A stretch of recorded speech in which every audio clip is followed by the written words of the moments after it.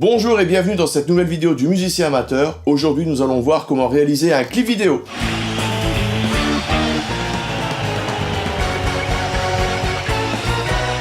Comment réaliser un clip, c'est ce qu'on va voir en détail dans cette vidéo.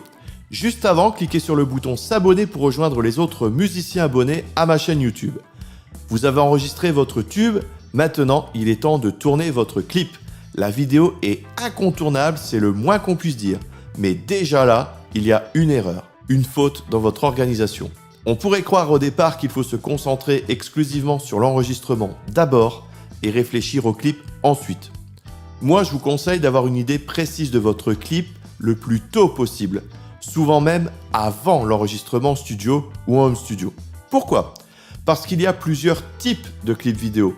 Pendant l'enregistrement en studio, live face au public, live mais dans des lieux insolites comme dans un parc ou à la plage par exemple, un clip qui raconte une histoire comme un court-métrage ou une combinaison judicieuse de tous les types précédents. Vous comprenez maintenant que si vous choisissez un clip avec des images de studio, vous avez intérêt d'avoir prévu votre coup à l'avance. Dans cette vidéo, nous parlerons surtout des situations studio et live. Le court-métrage étant plus traditionnel, il se réalise comme n'importe quel autre film. Il faudra toutefois être vigilant sur la durée finale, c'est la contrainte obligée de votre clip. Croyez-moi, il vous sera sûrement plus difficile d'enlever des plans que d'en rajouter. Le clip tourné pendant les sessions studio. J'aime beaucoup ce type de clip, et ce pour plusieurs raisons. D'abord, par le fait d'être musicien. Un clip de studio nous montre des moments de l'enregistrement, dans quelles conditions la chanson a été enregistrée, comment est le studio. Certains clips particulièrement bien faits nous montrent les étapes de processus de création. Il faut bien avouer que cela fait souvent rêver les musiciens amateurs que nous sommes. Ensuite, cela nous plonge dans l'intimité des groupes, l'étape psychologique dans laquelle on se trouve pendant un enregistrement. Les tensions, etc. sont des émotions intéressantes pour les fans. Préparer ce genre de tournage n'est pas facile, car il n'est pas possible de prévoir à l'avance le nombre de prises qui seront effectuées. Vous n'aurez aucune idée des problèmes potentiels que rencontreront les musiciens, sans parler du stress éventuel. Il faut donc être prêt à affronter tous les cas de figure. Je vous conseille de choisir le titre qui sera filmé au préalable. J'ai déjà vu des clips de studio dans lesquels les musiciens jouaient complètement autre chose. Ça se voit et je ne vous cache pas que ça m'énerve un peu. La raison de ce problème, la personne qui vient vous filmer arrive à certains horaires définis. Mais chaque musicien qui a déjà enregistré en studio sait qu'il est impossible de prévoir exactement le temps qu'il mettra à mettre en boîte un titre. Du coup, si vous avez prévu une semaine du lundi au vendredi pour enregistrer votre album et que le caméraman vient vous filmer mercredi après-midi à 14h, il vous sera impossible de savoir où vous en serez dans l'album, sur quel morceau vous travaillerez et l'état de fatigue dans lequel vous serez dû à la concentration. Le mieux, mais je sais que ce n'est pas facile, c'est que votre caméraman reste une bonne partie de la semaine avec vous pour vraiment vous suivre et capter de vrais moments intéressants. En plus, étant présent, il saura s'imprégner de l'ambiance et la retranscrira mieux au montage. Un œil extérieur est toujours intéressant. Filmez tout le monde. Essayez de filmer chaque membre du groupe pendant leur session. Je vous assure qu'être le seul à ne pas figurer dans le clip est très désagréable. Ça m'est arrivé 2 fois avec 2 formations différentes et je vous avoue que je n'ai pas apprécié. Faites l'effort de montrer tout le monde. La piste guide. S'il y a une prise guide jouée par le groupe, il peut être intéressant de filmer son enregistrement. Si elle est jouée par le groupe, vous verrez tout le monde en même temps. Si elle est jouée par certains membres, elle sera quand même utile pour certains plans. Tout le monde devant se caler dessus, vous serez assez synchro. Pas totalement, car il y aura peut-être des petites variations sur les prises définitives. Comme une petite pêche de cymbales ajoutée de ci de là par exemple. Cela risquera de poser des problèmes au montage. Restez vigilants. On pourra donc en user avec précaution.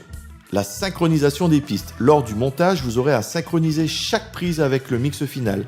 Il n'y a rien de plus agaçant que de voir dans un clip des passages musicaux dans lesquels la vidéo ne correspond pas à ce qui est joué sur l'instrument. Malheureusement, ça concerne énormément de productions, même certains films hollywoodiens. À mon avis, c'est scandaleux. D'où l'intérêt d'être un peu musicien lorsque vous montez un film avec des passages musicaux.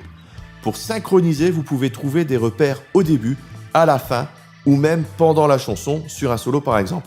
Attention toutefois aux autres parties qui auront été supprimées au mixage. Il peut en effet exister des différences entre vos prises de vue et de son par exemple si l'ingé son enlève des passages du mix. Je vous montre maintenant comment synchroniser vos pistes. Bien, je vais vous montrer maintenant comment on synchronise toutes ces pistes entre elles pour pouvoir monter votre clip vidéo. Alors pour ce faire, j'utilise mon logiciel de montage qui est Adobe Premiere Pro. Bien sûr, la procédure pourra être la même avec les autres logiciels de montage pour peu que vous ayez plusieurs pistes. Alors tout d'abord, vous ouvrez votre projet et puis ensuite, vous avez votre dossier où vous avez vos plans. Donc, je les ai sélectionnés, je les glisse et les dépose dans le logiciel. Là, il m'indique l'importation des fichiers. Et une fois que c'est terminé, on voit en bas qu'il y a une procédure d'uniformisation des formats audio.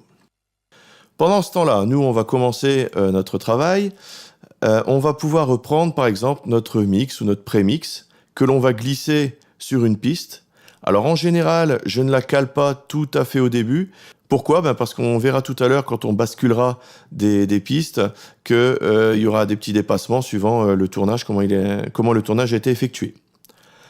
Alors, si je viens dessus et que je fais lecture, alors moi j'ai l'habitude d'utiliser mon raccourci clavier, c'est-à-dire la barre d'espacement.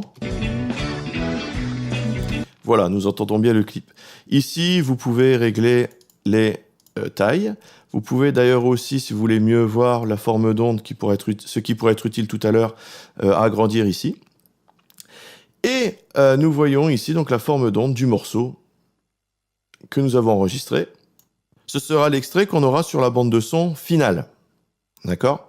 Donc finalement, les audios des autres parties de clip, les audios sont utiles pour synchroniser par rapport à cette piste, mais on les enlèvera au fur et à mesure.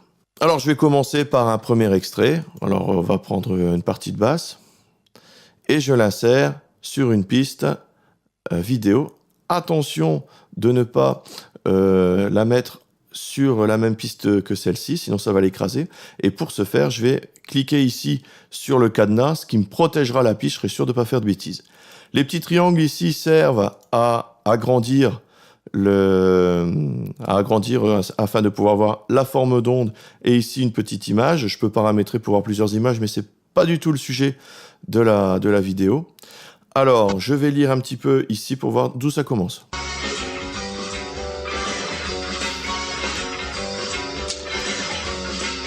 Je constate ici que j'avais déjà mis un extrait avant et que l'audio qui servira pour le playback tournait.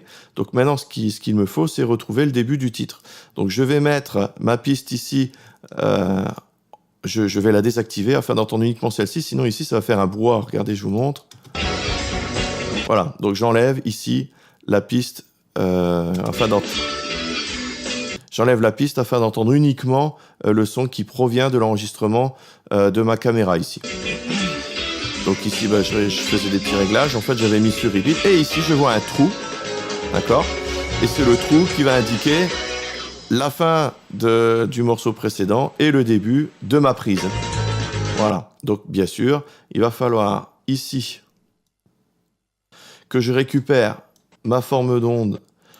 Je vais agrandir ici, voilà, et bien me caler sur le début. Alors ici, quand je vais à fond sur le zoom, je vois ici que ma résolution est à l'image près, c'est-à-dire dans mon cas 1/25e de seconde. Donc en fait, je peux avancer et quand je commence à entendre la musique commencer, je sais que ce sera le tout début du morceau. Donc il est ici, le son n'est pas bon évidemment parce qu'il a été repris avec le micro de la caméra et même ici c'était d'un appareil photo. Donc finalement je vois très bien que la forme d'onde commence ici et je vais la synchroniser, je vais la mettre au même endroit que la forme d'onde de mon fichier final. Je rezoome. Alors il y a des raccourcis clavier pour le faire mais je préfère vous montrer, ce sera plus pratique et plus pédagogique de le montrer directement avec les fonctions ici. Donc je me cale à peu près au début et j'augmente ma résolution afin de pouvoir faire coïncider mes deux formes d'onde. Donc là, ça a l'air pas trop mal. En plus, je suis en résolution maximale. Je diminue et je peux ainsi lire ma piste et voir si ça fonctionne. Alors là, je ne vais pas voir grand-chose. Je vais réactiver ma piste de départ et faire fonctionner les deux en même temps.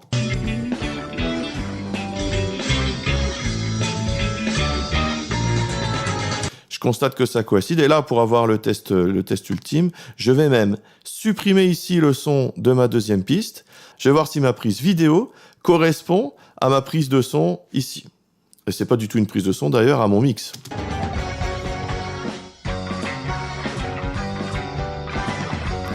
Voilà, donc ça coïncide bien. Je peux bien sûr vérifier jusqu'à la fin du morceau.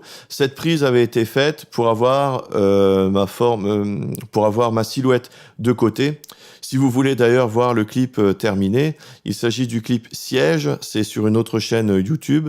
C'est sur ma chaîne qui s'appelle ludo.muse. Mais ce n'est pas le sujet. Alors, maintenant que j'ai ici synchronisé cette piste, alors je vais faire en sorte qu'on ne puisse plus y toucher.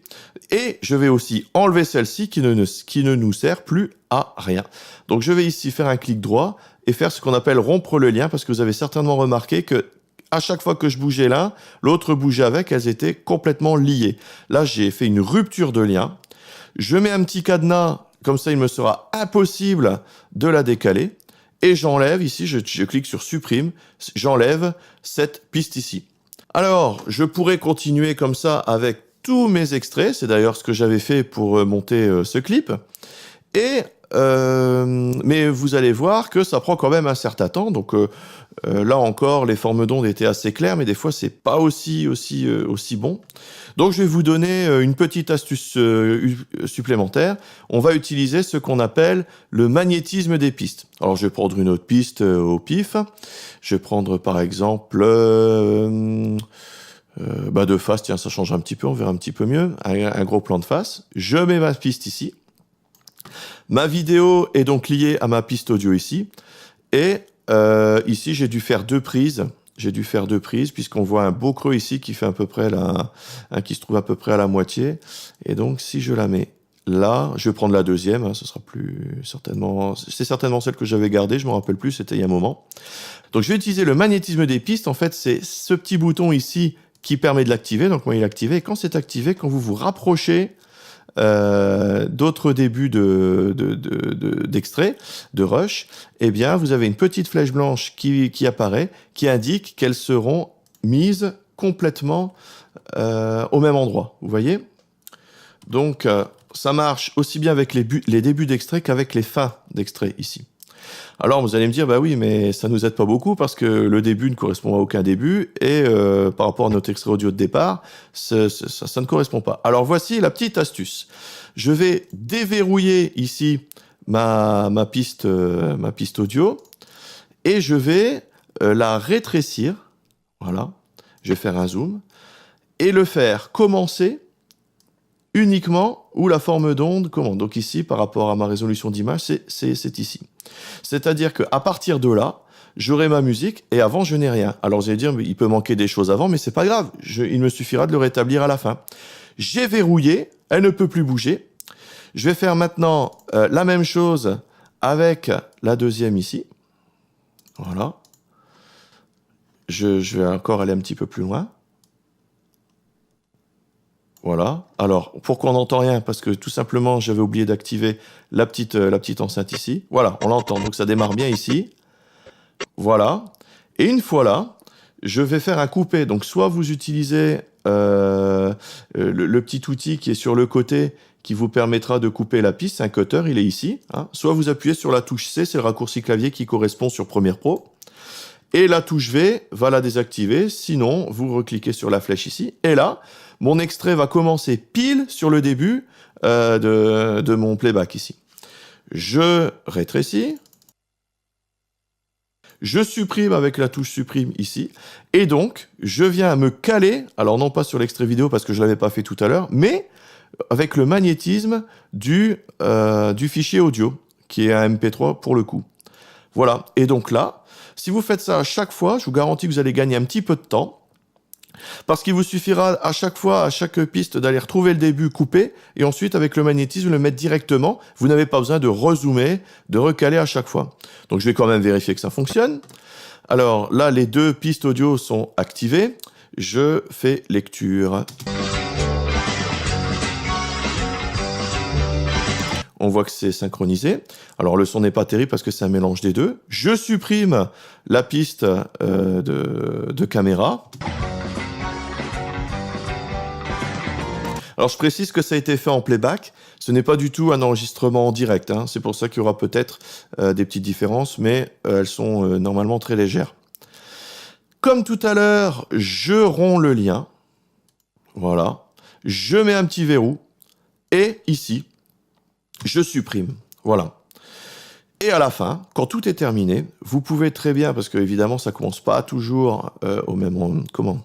Le clip commencera peut-être pas pile là, mais vous aurez peut-être besoin d'un peu plus de souplesse. Vous supprimerez les cadenas. Vous réallongerez ici la piste audio. Et vous pourrez réallonger ici les pistes vidéo à votre convenance. De toute façon, elles sont synchronisées. Là, ce que je fais, ce n'est pas les décaler, c'est rallonger pour reprendre un petit peu ce qui a été fait, ce qui a été enregistré, ce qui a été pris avant. Vous faites ça pour toutes les pistes, et à la fin, vous allez avoir un bon nombre de pistes, mais au moins elles seront synchronisées et prêtes pour le montage. Donc vous allez voir que ça peut faire un grand nombre de pistes. Je vais vous montrer un petit peu ce que ça donne quand tout est synchronisé. Donc là, je vois qu'il y avait 22 vidéos. Donc 22 pistes que j'ai synchronisées en utilisant l'astuce que je vous ai donnée tout à l'heure. Ici, il y a toujours une petite intro que je mettais. C'était tout simplement la présentation avec le titre et la fin logo. Mais là, ici, il n'y a strictement rien de monté. Tout est calé sur le MP3 de départ. Voilà.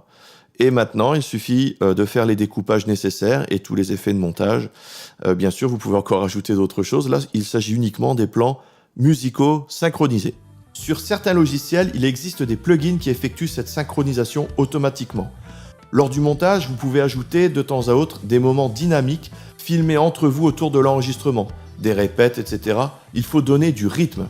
Tournez à plusieurs caméras. Si vous voulez filmer un groupe entier qui joue une prise type live, il vous faudra bien sûr plusieurs caméras pour capter plusieurs angles de vue. S'il n'y a qu'une personne à filmer, vous pouvez aussi filmer avec plusieurs appareils sous des angles différents. Pourquoi ? Même si vous êtes capable d'effectuer plusieurs fois la même prise, vous n'aurez jamais strictement la même position, la même posture, ni les mêmes expressions. Vous allez ainsi éliminer les problèmes de faux raccords et varier le cadrage au montage. Si vous n'en avez pas les moyens, demandez à vos proches de vous prêter leur appareil photo numérique, réflexe si possible, ou leur caméscope. Si vous n'avez pas assez de caméraman, utilisez des pieds statiques. Ceci dit, il sera toujours bon d'avoir au moins une caméra qui bouge. Le clip live, deux façons de faire. Soit vous utilisez une piste enregistrée en studio et vous jouez en playback dessus, soit vous jouez live en enregistrant à la fois le son et la vidéo. Dans le premier cas, ne vous faites pas avoir. Le playback, ça se travaille. Ce cas-là est plus simple puisque vous ne devez pas gérer l'audio. Lors du tournage, vous passez votre musique sur une source sonore quelconque et vous jouez en vous filmant. Vous devez quand même donner l'illusion que vous jouez. Il ne faudra pas montrer que vous faites des efforts pour ne pas perdre votre pulsation. Et vous devrez donner de la vie à votre musique. Avantage, vous n'aurez pas peur des fausses notes. Ce n'est pas si simple. Même si c'est votre chanson et que vous la connaissez sur le bout des ongles, il se peut que votre interprétation diffère de celle de l'enregistrement. Il m'est arrivé de tourner des clips avec des personnes qui n'avaient pas travaillé leur playback. Cela devient super difficile au montage et il suffit d'une seule personne dans un plan groupé pour mettre la prise à la poubelle. Le groupe doit être capable de jouer en playback strictement la même chose plusieurs fois. Pour y arriver, il faut s'entraîner, il n'y a pas de secret. Le problème peut être encore plus grand si vous improvisez votre musique. Et cela n'a rien à voir avec le niveau de l'artiste, juste de sa culture musicale. Pour citer un exemple connu, durant le tournage du film culte The Blues Brothers, Aretha Franklin et James Brown ne savaient pas interpréter leurs chansons deux fois de suite de manière identique. Leurs performances successives étaient toutes impeccables, mais impossible de les synchroniser au montage. Les accompagnements ont donc été enregistrés en studio et leur prise de voix directement durant le tournage. Il en va de même pour les solos instrumentaux improvisés, si vous faites du jazz ou autre. Voyons maintenant le deuxième cas de figure, prise de son et tournage simultané en direct. Pas de chance, c'est le cas le plus difficile à gérer. Le temps de préparation est beaucoup plus long. Il faudra donc que le musicien soit non seulement concentré sur sa performance, mais aussi sur l'interprétation visuelle. De plus, techniquement, il faudra non seulement gérer les micros pour une prise de son correcte, mais aussi la technique de tournage. les éclairages, positionnement des caméras et j'en passe. Si vous êtes tout seul, ce n'est pas rien, vous pouvez me croire, vous devez tout gérer. Réaliser un clip est une super expérience mais qui se planifie le plus tôt possible. Cela réclame des efforts et une bonne organisation. En visionnant cette vidéo, vous avez certainement déjà choisi le ou les types de clips que vous allez réaliser. Commencez dès maintenant à vous organiser humainement et matériellement. Prenez un morceau de papier et commencez à griffonner vos idées. C'est parti, à vous de jouer. Merci d'avoir suivi cette vidéo. N'oubliez pas d'aller télécharger les 2 guides gratuits, comment enregistrer votre voix et votre guitare, et les 17 achats indispensables pour réaliser un CD, un clip ou un DVD. Pour recevoir tout ça, vous cliquez sur le lien dans la description, vous entrez votre prénom et votre email et vous recevrez tout ça automatiquement. Si vous avez apprécié la vidéo, cliquez sur le petit bouton j'aime, ça fait avancer la chaîne. Et n'oubliez pas de cliquer sur le bouton qui va bien pour vous abonner à la chaîne et ne louper aucune des prochaines vidéos. N'hésitez pas à laisser un petit commentaire juste en dessous si vous avez quelque chose à ajouter ou si vous avez des questions. Merci par avance, salut!